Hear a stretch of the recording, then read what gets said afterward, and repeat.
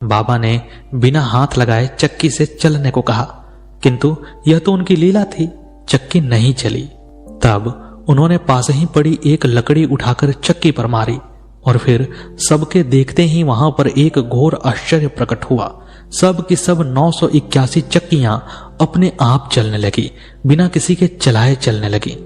यह समाचार जब नवाब के पास पहुंची तो वह बड़ा ही भयभीत हुआ और उसने क्षमा मांगी और बाबा के आदेशानुसार यह वचन दिया कि उस दिन से जो भी साधु महात्मा जूनागढ़ आएगा उसे बाबा के नाम पर 2.5 पाव आटा रोज दिया जाएगा। और उसके बाद नवाब की कोई संतान नहीं हो रही थी तो उसने बाबा जी से आशीर्वाद मांगा। बाबा जी से आशीर्वाद पाकर नवाब की वंश परंपरा चल निकली। तत्पश्चात बाबा जी को सपने में दत्तात्रेय जी आए और उन्होंने कहा कि तुम बलूचिस्तान के हिंगलाज देवी के मंदिर की तरफ जाओ, क्योंकि हिंगलाज देवी तंत्र साधना की देवी हैं, तुम उनकी तपस्या करो। बलूचिस्तान में स्थित हिंगलाज देवी का मंदिर 51 शक्तिपीठों में से एक माना जाता है। वहां पर तंत्र मंत्र के साधक अक्सर जाया करते थे।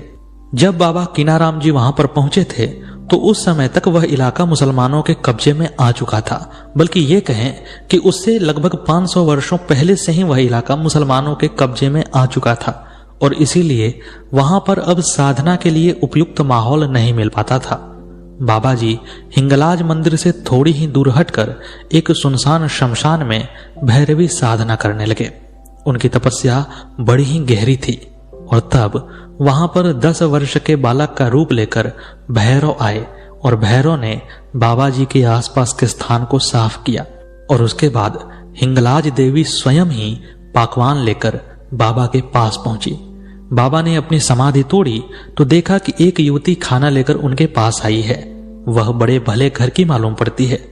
बाबा ने एक नजर देखा और फिर खाना खाने लगे, लेकिन उन्होंने कुछ पूछा नहीं। उन्हें लगा कि कोई युवती होगी जो साधु को देखकर खाना लेकर आई होगी। ऐसा ही क्रम चलता रहा। लगभग बहुत दिनों तक वह युवती बाबा को खाना लेकर आती और बाबा खाना खाकर साधना में लग जाते। एक दिन बाबा कीनाराम जी ने युवती से पूछ ही लिया कि इस सुनसान में आप कहां से आती हैं, आप किसके घर की स्त्री हैं और इस प्रकार आपको यहां आने से कोई रोकता नहीं है। तब उस स्त्री ने मुस्कुराते हुए अपने असली स्वरूप में बाबा को दर्शन दिया और कहा कि मैं हिंगलाज देवी हूं, मैं वही हूं जिसकी तुम तपस्या कर रहे हो। मैं तुम्हें सभी सिद्धियां प्रदान करती हूं और मैं तुम्हें आज्ञा देती हूं कि तुम मुझे यहां से ले जाकर के बनारस की पुण्य भूमि पर स्थापित करोगे। और फिर बाबा ने वहां से हिंगलाज देवी के शक्ति को लिया और आकर के बनारस में काशी में क्रीकुंड में स्थापित कर दिया और कहते हैं कि आज भी क्रीकुंड में देवी की शक्ति विद्यमान है। तत्पश्चात बहुत वर्षों तक उन्होंने कठोर साधना की और फिर वाराणसी के हरिश्चंद्र घाट पर पहुंचे। वहां पर वे देवी की प्रेरणा से ही गए थे, क्योंकि देवी ने कहा था कि तुम्हें हरिश्चंद्र घाट पर अपने गुरु मिलेंगे। उसी घाट पर शमशान पर रहने वाले औघड़ बाबा कालू राम जी भी निवास करते थे। कालू राम जी बड़े प्रेम से दाह किए हुए शवों की बिखरी पड़ी खोपड़ियों को अपने पास बुला बुलाकर चने खिलाते थे। जब कीनाराम जी ने यह देखा तो उन्हें लगा कि यह व्यर्थ का खिलवाड़ है और उन्होंने अपनी सिद्ध शक्ति से खोपड़ियों का चलना बंद कर दिया।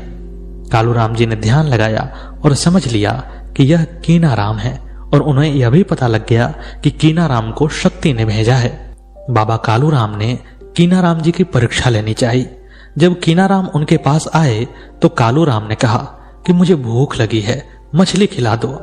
कीनाराम जी ने गंगा तट की ओर मुख किया और कहा, गंगिया ला एक मछली दे जा। और तभी उनके देखते ही देखते एक बड़ी मछली खुद ही पानी से बाहर आ गई। थोड़ी देर बाद कालू राम जी ने गंगा में बहे जा रहे एक शव को कीनाराम को दिखाया और कीनाराम जी से कहा कि वह एक शव बहा जा रहा है। कीनाराम भी समझ गए कि मेरी परीक्षा ली जा रही है। उन्होंने कहा कि मुझे तो कोई शव नहीं दिखाई दे रहा, मुझे तो एक जिंदा व्यक्ति दिखाई दे रहा जो आराम से ठाठ से लेटा हुआ बाहर चला जा रहा है।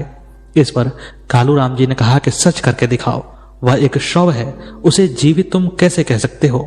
तब बाबा कीनाराम ने वहीं से मुर्दे को पुकारा और वह बहता हुआ किनारे पर आ लगा। मुर्दे के पुकारे जाने पर वह मुर्दा उठकर खड़ा हो गया। बाबा कीनाराम जी ने उसे घर वापस भेजा, लेकिन उसकी मां ने उसे बाबा की चरण सेवा के लिए ही